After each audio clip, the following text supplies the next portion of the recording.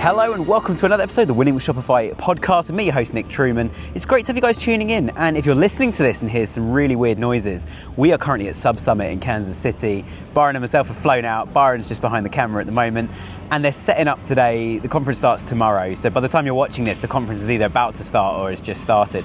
But I thought I cannot miss an episode, so sorry for any weird noises, and if you're watching this, obviously you can see these guys setting up in the background. A lot of people use virtual backgrounds these days, but we don't have that kind of production budget here, so this is all authentic, it's all real. But I didn't want to miss an episode, and what I've been doing for the last 5 weeks is writing down 5 things that I'm seeing brands that they should be asking their data and probably aren't.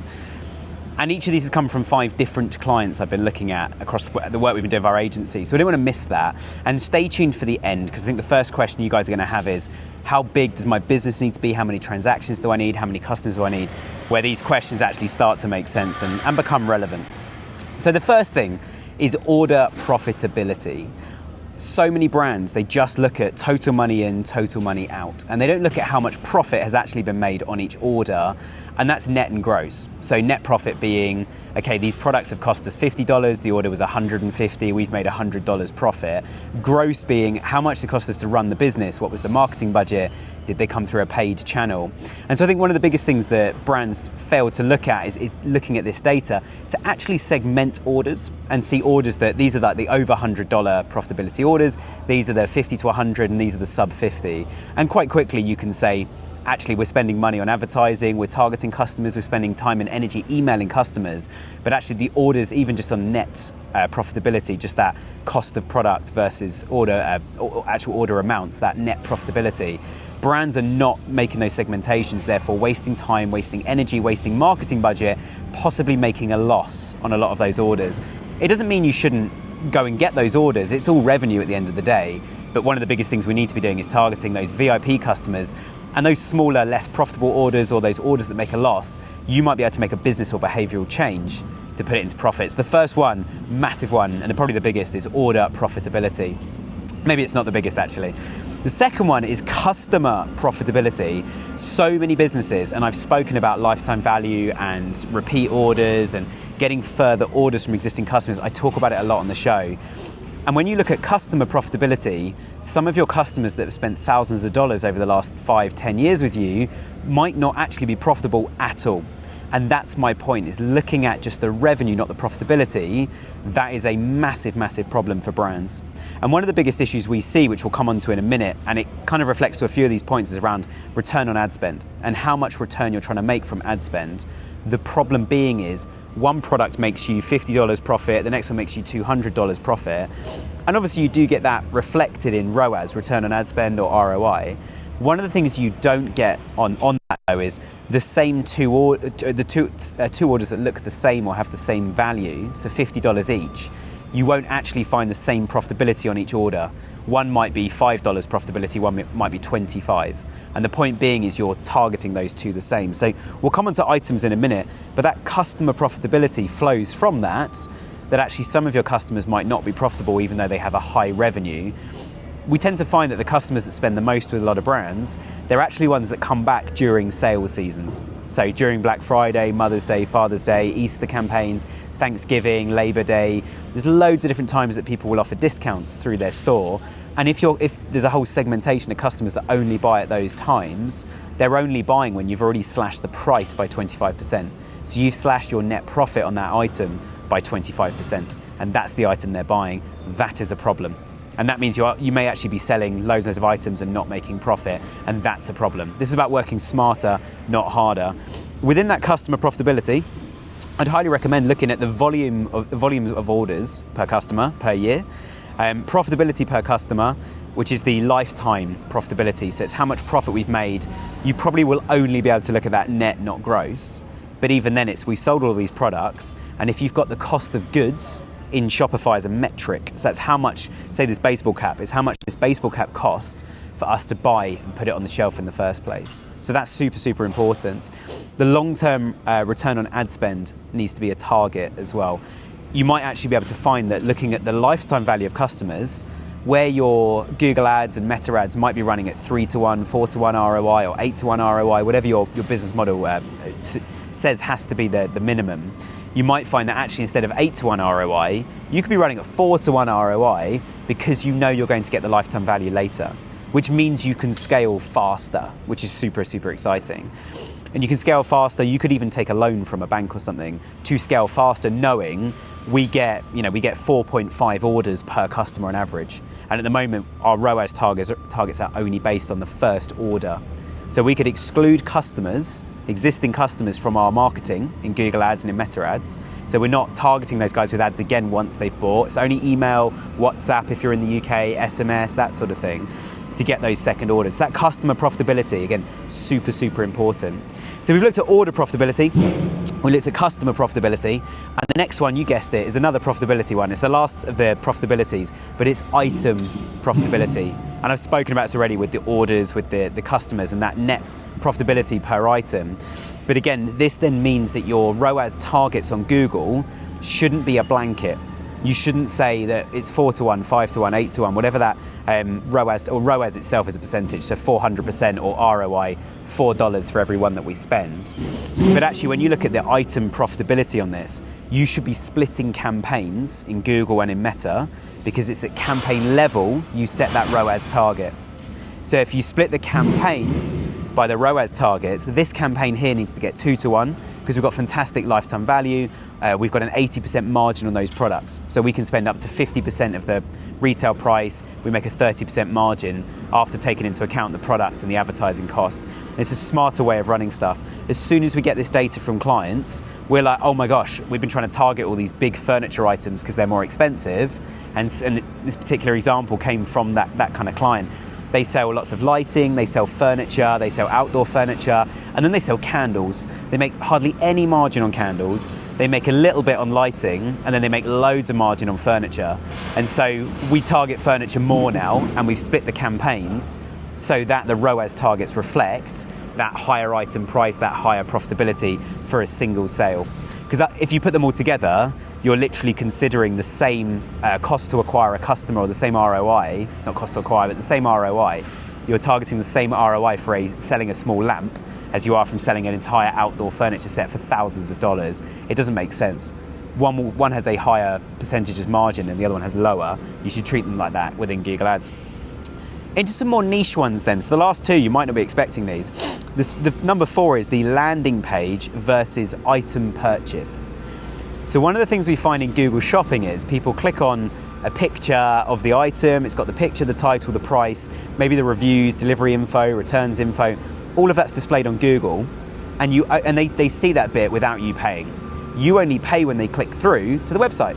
So they've already seen that information. They land on that product page. They're pretty qualified at this point as a customer if you've done good marketing within Google. But what we often then find is people actually go on the website and they look at things like your site search, they look at the main nav, they look at the people who like this product also like these, customers also viewed, this product goes well with this one, here are some alternatives to this product, here's a product that's on sale at the moment.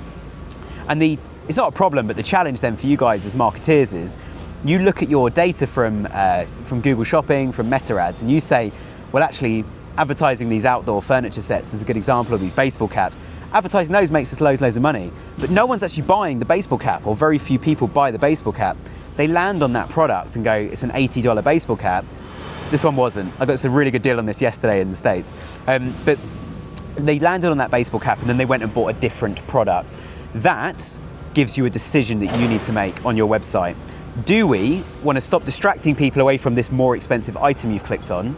Or actually, are we just going to use this, we're just going to stock one of this item, and if it goes out of stock, we'll get another one in, but we're only going to have one of them. Because people don't buy them, but we know when people land on this product, they then go through and purchase other more expensive products. Or actually, they land on this one product, they buy this product, but they buy it with 5 other things. And if they're not buying it with other things, then there's a job to do on the website, isn't there? There's a massive conversion uplift. So in terms of the data that you need to be looking at, the question you need to ask is, what are people buying on and what are they doing next?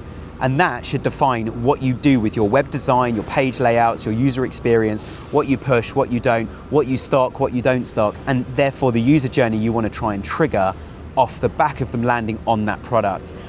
I'm going to call this out, and sorry to all of our partners, because we work with lots of other agencies on this. So often when people are designing a website, they say, we just want to make the UX better, and they don't look at data like this.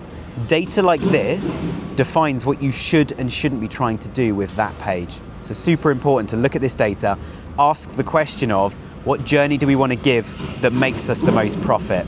And you want to make that the forefront of what's going on. So if there's any random background noise, we're in a very noisy environment right now. Number 5, and then we'll talk about when you should be looking at this data, what's the minimum levels of data to look at. But number 5, channel performance. And there's 2 bits you need to look at on channel performance. I call these silo and I call these integrated. Silo is just how many people clicked on an advert from that channel or a listing on that website or that PR activity we did or that email we sent out. How many people click on that, and that was what's considered last click, and then they went through and purchased, versus it being integrated. It's part of a wider integrated set of marketing where they might have seen it on Meta, clicked on it and gone, that's a really cool, waterproof backpack. Like an episode coming out soon with Adam from Blend Commerce, and we talked about Stubble & Co backpacks, and they're waterproof and they've got the little rolly tops, they're super popular. I probably saw one of those on a Meta ad. I started talking about them, and then someone I knew bought one for me as a gift. You're never going to connect at that journey because the person that bought it wasn't even me who clicked on the ad. But that's what we call integrated.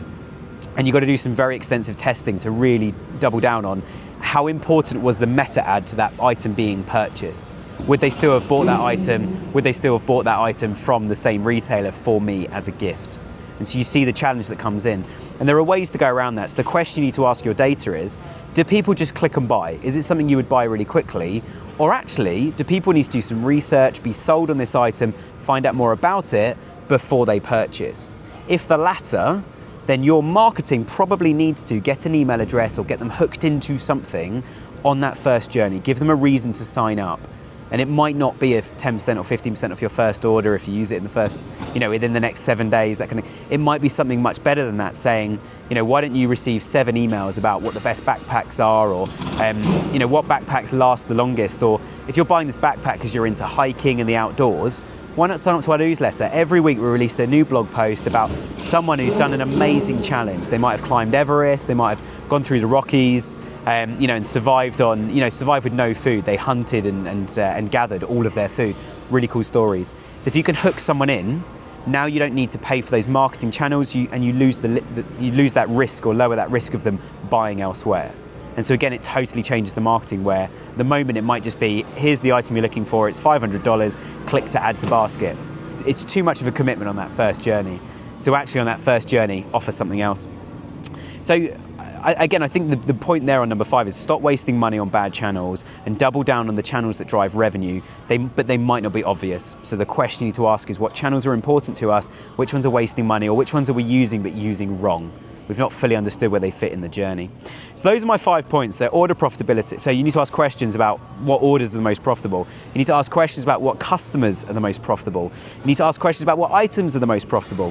What landing pages do people land on versus the items they buy? And number 5, channel performance. What channels work for us and where do they sit in that top, middle and bottom of funnel journey for us? So the big question we get from clients, and we get this a lot with A/B testing, or we push this where clients say, we want to start running some A/B tests here because we want to improve our landing pages or the performance of our website. If you have less than 1,000 orders a month, it is really, really difficult to get some good concrete data. What I would suggest you do is say, right now we're converting this much traffic we're paying for to customers, and rather than testing, it's quite easy to go, well, we're getting 3 sales a day right now, for example. We made a change and now we're getting 4.5 sales a day on average. We've made another change, we've dropped down to 4 sales on average. So undo the change, we're back up to 4.5. Because you don't have the data to run A/B tests on the site, or even with some of your adverts, depending on impression volume to click volume to order volume. Sometimes actually just making those changes until you reach 1,000 orders a month it tends to be my benchmark. I would just make more drastic changes until something sticks. I would say actually you're in the MVP part of your journey, the minimum viable product. Just make it work. What's the minimum we can spend, the minimal amount of changes, and the fastest way we can deploy those changes to start getting uplift as quickly as possible. If you're launching a new business, or you've launched a business, or you've launched a new product range, or you've launched a new store or a new sister company recently, it's just a mad scramble to get those orders in. So just be ready to change everything you've possibly come up with, which I know is painful, I know it's difficult. So many brands I see enter into e-commerce and they're like, well, we know so much about products, this will be easy. And 5 years in, they've still not nailed it. And so I think be ready to change absolutely everything. It very much is a chicken and egg. So I love this thing that my team use a lot. So it's get the data, run some ads, but you'll be completely blind initially. So be ready for that. So get the data, run the ads, and accept the fact you're going to be blind initially because you haven't got the data to see what's really going on. Hope you found that useful, guys. If you're coming to SubSummit over the next few days, we will be here until midday Friday. If you're a cool brand and you want to record with us and you're in Kansas, also reach out to us. I should have plugged that probably about 2 or 3 months ago. But we're in the US over the weekend as well. So if anyone wants to come and hang out, please do. If you're a brand who wants to come on the show, you want to sponsor or anything else, do reach out to us. Loads of our sponsors are here. We're going to go and see them over the next few days. And if anyone is here as well, our sponsors, TaxCloud, they're sponsoring the Puppy Lounge, to which I responded this morning just saying, I hope there are real puppies. And she said, there are real puppies. So I'm super excited for the next few days. If you've not listened to the show before, it's first time, please hit the subscribe button and check out some of the episodes we're coming out on the next few Fridays as well. We've done loads of face-to-face and we're recording quite a few while we're here as well. Thanks for tuning in. Hope you can join us again next time.